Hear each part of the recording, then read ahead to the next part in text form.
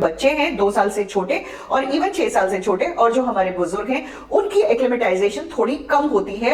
Heat stroke, heat exhaustion, इन सब के होने का खतरा बहुत ज्यादा बढ़ जाता है। स्वेट जो इवेपोरेट हो रहा है उसमें सिर्फ पानी ही नहीं, उसमें सॉल्ट्स भी लूज हो रहे हैं। तो पानी तो खाली पीना है, लेकिन कोशिश कीजिए कि नमकीन नींबू शिकंजी आप जरूर पिए, बिकॉज वो सॉल्ट बैलेंस को नॉर्मल करती है। हमें जब तक हम धूप में ही खड़े नहीं हो रहे हैं, हमें रोज वो चिपचिपी सनस्क्रीन लगा के जाने की जरूरत।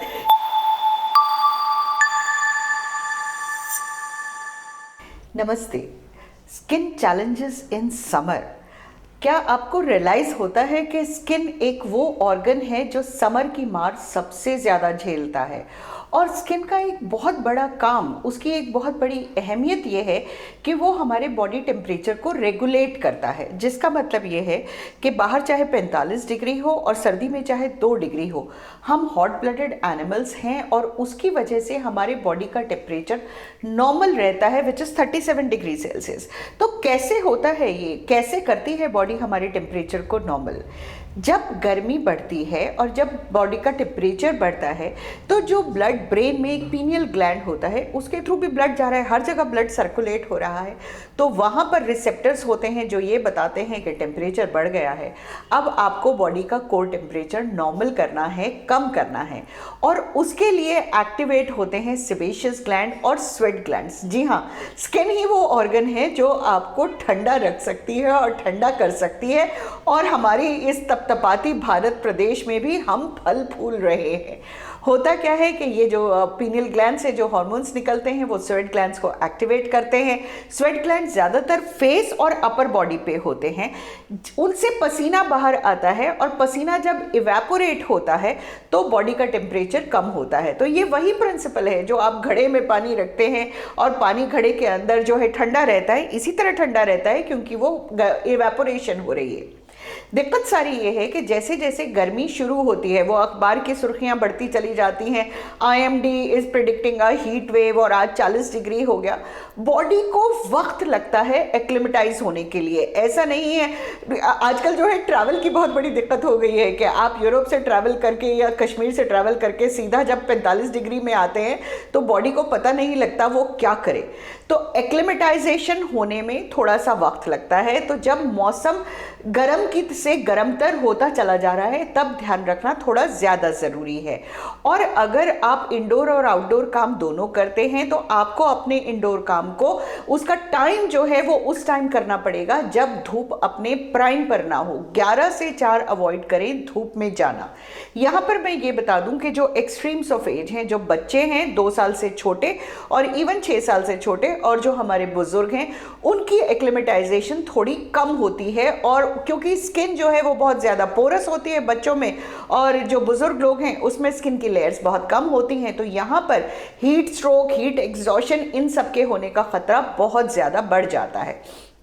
ये तो मैंने आपको ये बताया कि स्किन क्या कमाल करती है गर्मी से लड़ने के लिए, लेकिन आपको क्या करना है कि आप इस कमाल में हेल्प करें और उसमें उसका रोड़ा ना अटकें। सीधी सी बात है, ऐसी चीज़ें कीजिए कि वो पसीना धीरे धीरे इवेपोरेट होता रहे। जब आप बाहर से आएँ तो कोशिश कीजिए कि पंखे के आगे, कूलर के आगे, AC के आगे बैठ के उस इवेपोरेशन को हेल्प करें।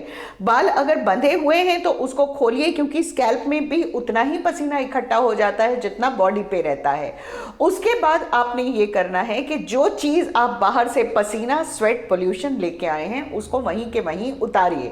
समर स्किन केयर के 3 बड़े पिलर्स हैं, क्लीनिंग, प्रोटेक्शन एंड न्यूट्रिशन। और उसमें सबसे ज़रूरी है क्लीनिंग, क्योंकि अगर वो धूल मिट्टी लेके जो आप अंदर आए हैं वो पसीने के साथ एक लेयर बनी हुई है, अगर आप उसको वहीं छोड़ देंगे तो एक्ने, जब मानसून आ जाएगा तो आपको फंगल इन्फेक्शन होने लगेंगे, स्किन इरिटेट होने लगेगी, बच्चों में प्रिकली हीट बहुत ज़्यादा बढ़ जाती है। तो ये प्रॉब्लम्स तो हम अलग अलग बात कर रहे हैं, मैं बात कर रही हूँ एक नॉर्मल रोज़मर्रा की जो हमारी दिनचर्या है उसको हमें समर्स में कैसे चेंज करना है। सबसे पहली बात यह है कि स्कूलों से भी अब तो ये हिदायत सबको मिल रही है कि आप बाहर जो PT के पीरियड्स होते हैं या जो धूप का एक्सपोजर है उसको कम करें। आप भी अपने नॉर्मल, अगर आप सेल्स में हैं या आप अपना काम करते हैं, कोशिश कीजिए कि 11 बजे से पहले करें या 4 बजे के बाद करें। जब आप बाहर जा रहे हैं अपने साथ पानी रखना बहुत ज़्यादा ज़रूरी है। स्वेट जो इवेपोरेट हो रहा है उसमें सिर्फ पानी ही नहीं, उसमें सॉल्ट्स भी लूज़ हो रहे हैं। तो पानी तो खाली पीना है, लेकिन कोशिश कीजिए कि नमकीन नींबू शिकंजी आप ज़रूर पिए, बिकॉज वो सॉल्ट बैलेंस को नॉर्मल करती है। इसके अंदर ये बता दूं कि जो कोक्स हैं या जो एरिएटेड ड्रिंक्स हैं या जो मीठी ड्रिंक्स हैं, कॉफ़ी है, चाय है, दे आर नॉट इंक्लूडेड। वो आपकी डिहाइड्रेशन को कम नहीं करती हैं, बढ़ा ही सकती हैं। इस सीरीज में आगे हम बात करेंगे कि heat exhaustion, heat stroke, heat syndrome क्या होता है। वो बात ज़रूर सुनिएगा और उन चीज़ों को ध्यान रखिएगा। लेकिन इतनी चीज़ें आपको ज़िंदगी में चेंज करनी है। जब आप बाहर निकल रहे हैं, अगर आप एक छतरी ले लें तो क्या कहने, वो डायरेक्ट आपको धूप से बचा देती है। पानी आप लेके निकले हैं, कॉटन के कपड़े होने चाहिए। जो एक्सट्रीम्स ऑफ एज है उन बच्चों को बाहर नहीं निकलना चाहिए। ये तो मैंने बात की कि क्लीनिंग और प्रोटेक्शन की। अब सनस्क्रीन तो हर बात में आ ही जाती है। हिंदुस्तानी लोगों के स्किन पे हमारा SPF, हम ब्राउन स्किन हैं, हमें जब तक हम धूप में ही खड़े नहीं हो रहे हैं, हमें रोज़ वो चिपचिपी सनस्क्रीन लगा के जाने की ज़रूरत नहीं है। अगर आप सिर्फ बाहर जा रहे हैं और धूप में डायरेक्ट नहीं है, कोई नहीं खड़ा होता 45 डिग्री में, तो आप एक हल्का सा फाउंडेशन या कैलेमीन लोशन लगा सकते हैं। वो एक फिजिकल प्रोटेक्शन हो जाता है।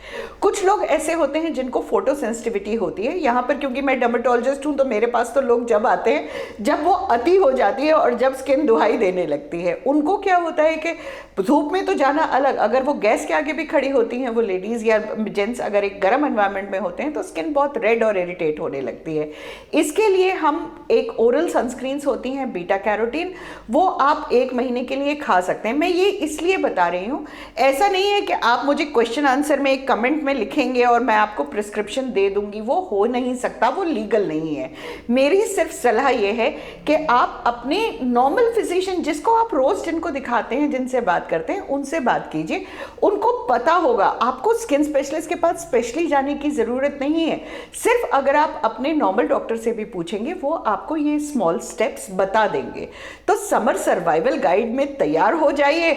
आगे आगे बात करेंगे कि अगर कुछ हो ही गया तो उसको कैसे ठीक करें।